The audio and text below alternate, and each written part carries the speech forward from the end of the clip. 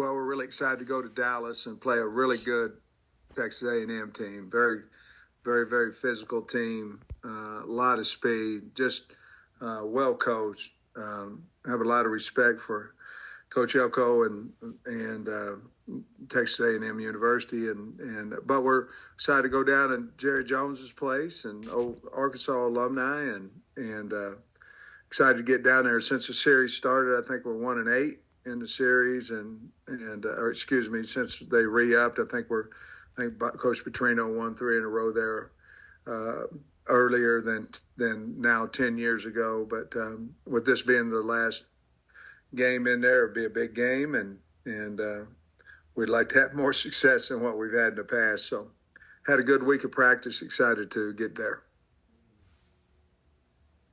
First up, we have Bob Holt of the Arkansas Democrat-Gazette. Hey, Sam, how you doing? Good, Bob.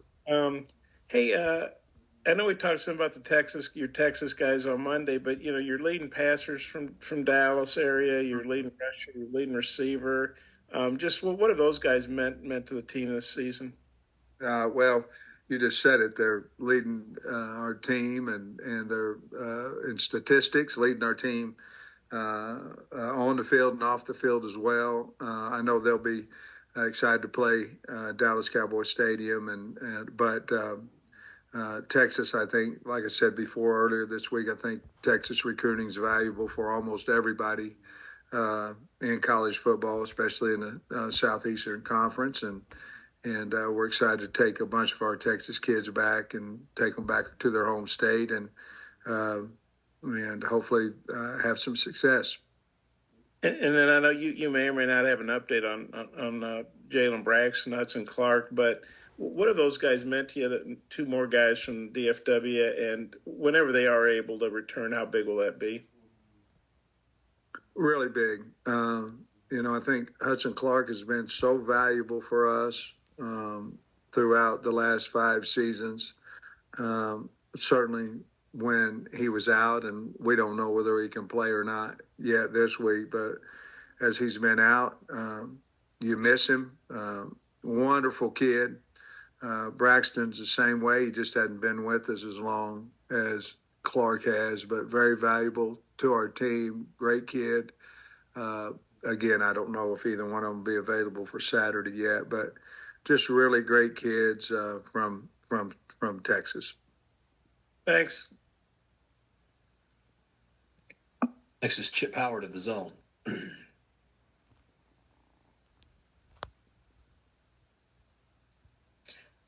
Chip, go ahead. You can unmute your line. All right, can you hear me now?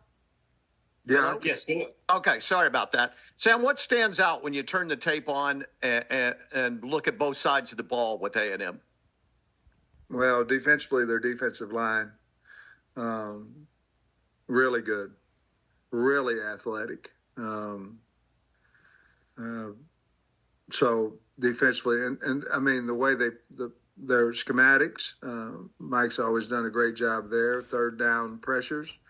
They have a lot of talent at every spot there, but the defensive line really stands out. Offensively, their offensive line, very big. Their left guard is as good as anybody has. So they stand out. Their athletic quarterback, how Reed's come in, and the great game he had against Florida, and then backed it up against Bowling Green. And I'll tell you this, I love their tight ends. They're big, they're physical, they can run, they can catch. And then they play a plethora of running backs, and they've got length and speed at wide receiver. So, but in a nutshell, I'd say their D-line, their O-line, Reed's ability to make plays with his feet as well. These games have been really, really close. There's been some wild games. What's been the difference in your mind since you've been there, and what do you need to change to get it on your side of the ledger? Well, I like the atmosphere. I like the location. I am glad that we're going to play A&M at home after home and away after this. I don't know if Mike likes that or not, but probably. But what stands out is just the atmosphere of the game. What we have to do is certainly each game's different, but we've turned the ball over. We went for it last year on fourth down, didn't make it. They go down and score right before halftime. We've just got to play a complete game. You're playing Texas A&M. You have to play a complete game. You can't give them opportunities, or you can't turn the ball over. And we have done that in the 3 games that we played them in there. One of them we didn't. We held on to it pretty good and won. And the other ones they forced fumbles. Obviously, the play that we're going up 2 scores plus, and at the end of the play we're up 3 points. Very, very pivotal part of that game. But we just have to take care of the football, play sound football, and it's going to be a physical game. So we have to match their intensity there and see what happens. Thank you. Next is Andrew Hutchison, the Best of Arkansas Sports. Hey, Sam, I'm not sure if you've talked to Barry Odom since last night, but you've probably seen the news about his quarterback. I'm curious from a big picture standpoint, are you concerned that these kind of situations might become more common, or do you think this might be an outlier? No, I think we all are concerned about it, to be honest with you. What happened, he said, she said, all that. The one thing about a football coach is, you can't really comment on those things, and the kid can. So the kid can, the agent can, whoever can, but you can't. And so a lot of times the real story is somewhere in between, So that's the thing about being a coach. You can't really have an opinion on those things, because you'll get crucified in the media and all that. But I think to answer your question, I think we're all concerned about that. Thanks, Coach. Coach, will finish you up with Tom Murphy, the Arkansas Democrat Gazette.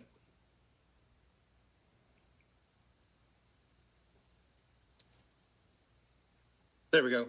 Hey, Sam, we didn't ask you after the game or on Monday about passing up on that field goal late in the game. Were you just concerned without maybe a block or something? Well, yeah. I mean, you got 2 things going to happen. A, there was 52 seconds left in the game, so there's no way we could lose unless they block a field goal and return it. The thing is, if you make a field goal, what difference does it make? You're up 13. And the other thing you have to do is you have to kick the ball off again. So you have 2 special teams scenarios there where if you get it down to 52 seconds with no timeouts, down 10, probably have a pretty good feeling you're going to win. 13 really didn't, to me, make a big difference. The risk of a blocked field goal and or making it and having to kick off was much greater to me than having them have the ball down there inside the 20 and have to go somewhere around 80 yards with 52 seconds, no timeouts, and score again. So the risk it was greater than the reward to me.